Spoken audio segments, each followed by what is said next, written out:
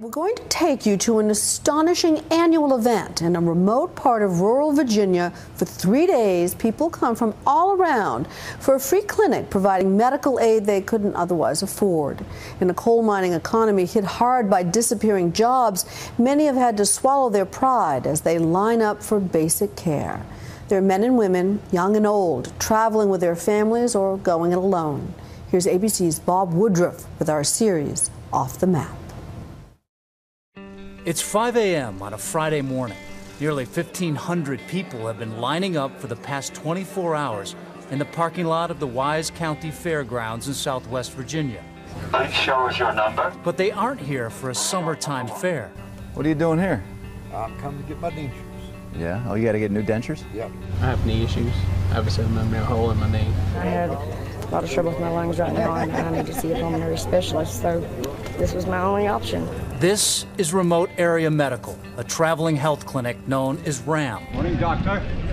And this is Stan Brock. We're heading for the gate to let people in. For the next 3 days, Brock and a team of volunteers will turn this fairground into a makeshift hospital, providing medical care to more than 2,500 people. People are showing up. And Nightline was invited along to watch. It's always an amazing sight, isn't it? That here in America, at 5 o'clock in the morning, with rain threatening, there's 1,500 people out there. This is Hayden, and this is Jaden. Towards the front of the line, the Harani family is waiting. The early hour is trying the twins' patience. That's enough. This is the second year they've come.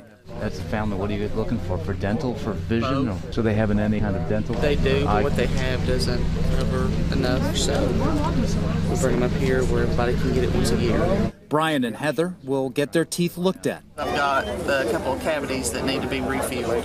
For their teenage daughters, their eyes. I'm almost legally blind in my left eye. I have glasses, but I stepped on them. What's your ticket number? We're 101 to 110. The lowest numbers will get in first. Those with the highest numbers could wait for days. Oh, so you're one of the first in? Yes. Ah, good job. Farther back in line, the Ramos family has spent the long night in a car. They're gonna have their eyes checked out. How are your eyes? I just want to make sure they're okay. When I have a book on the desk, I'll have to lean down, or when I go to pick the book up, I'll have to put it like right here. Why is it that you are coming here instead of going to an eye doctor or dental doctor? Well, right now, the way the economy is, work's really hard, and, you know, money's real tight. This is free, and the last 3 years, I've passed it up, I guess because I'm kind of prideful, but, you know, this year I was compelled to come. What's your number? What was it? 1132. 1132. 1132. Mm-hmm. All right. So it's probably going to be sometime later in the day you're going to get the full care? They will have to wait a while. All right, let's do it. Just before sunrise, the Wise Virginia Ram Clinic Good morning, folks. officially begins. Who's got number one? Within 30 minutes, the Harani family passes through the gate. 111. What's the first stop? Do you have any idea what the process is? Yeah, we got to go through this triage here. Their vital signs are checked, blood pressure and blood sugar too. And then the family disperses, Brian and Heather to get their teeth worked on. You're doing cleaning, you hang on to this? The twin boys, Jaden and Hayden, go to get dental x-rays. All right, now bud. There you go. I got it. And then a cleaning. Both twins get a clean bill of dental health. Okay, you did super. Good job. By early afternoon, Jordan Harani is able to get in to see the eye doctor. Is it better one or two? A change in her prescription means a trip to the eyeglass tent. No. And successful search for a pair of frames. Okay. I'm sold. Over in the optical lab, Tom and Judy Dandridge oversee an assembly line for grinding lenses, helping people see clearly, sometimes for the very first time in years. That's what keeps you going. You get frustrated, you get aggravated because you want to change it, you can't change it. So you just do your best, and you know, thank God that He put you here to do what you do out here. You've got 40 or 50 million people that are in this category, that don't have insurance and can't get the care that they need or they can't afford it. Teresa Gardner was born here and still lives here. 14 years ago, she invited Ram to hold a clinic here, and sadly, it just keeps growing every year. There were people out there with wheelchairs waiting to get in. They slept in that field overnight in their cars. Right. That's pretty remarkable. We actually see them lining up days in advance for this event. We sure do, and it's just incredible the desperation that people have for health care in this country, because health care is just is so expensive. Does that anger you? I don't know. I don't have time much to get, I guess, angry about it. Ram couldn't pull this off without the 1,400 volunteers who donate their time, expertise, and compassion.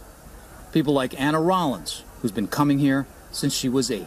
How did you start being involved with this? I just started doing statistical work, and eventually I moved up to being an assistant, and now I'm looking to go to hygiene school. So all this has influenced what you're going to do for your career? Yes. And remember that gentleman who was hoping to get dentures after 24 hours of waiting? I'm well pleased. Do you recognize yourself in that mirror? No. He has volunteer dentist Scott Miller to thank. It's awesome, man. I mean, that's the only thing I can do that I can change somebody's life like that. It's awesome.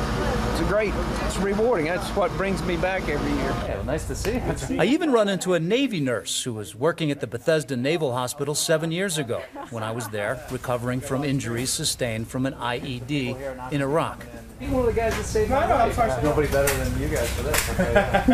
More insurance than anybody else. By the end of the first day, some 1,200 patients have been seen. How was the day? It went really well. You know, they gave me a lot of encouragement on what I can do next for my specific problems. I'll see you in a minute. Jordan has picked up her new glasses. Her twin brothers, teeth clean, have stopped squabbling. How are your teeth? Let me see them. Ouch. Let me see. So they look pretty good. They look better than last time. Well, we wasn't expecting it to be this good as far as the friendly people and all the volunteers and the help and stuff like that. So it's pretty good. So we'll definitely be back every year. But even with all the volunteers, dental chairs, and good intentions, as the day winds down, not everyone has been seen. Good morning, folks.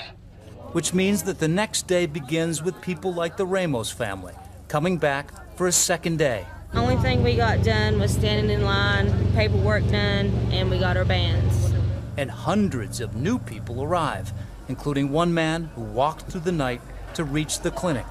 I really need my teeth fixed. They're really bad. And my hearing, I don't know which one's worse, my hearing or my teeth. When Robert Ellis goes through triage. He said he's had some pain in his chest when he was walking up here this morning. Something potentially more serious is uncovered. There's no shortness of breath involved.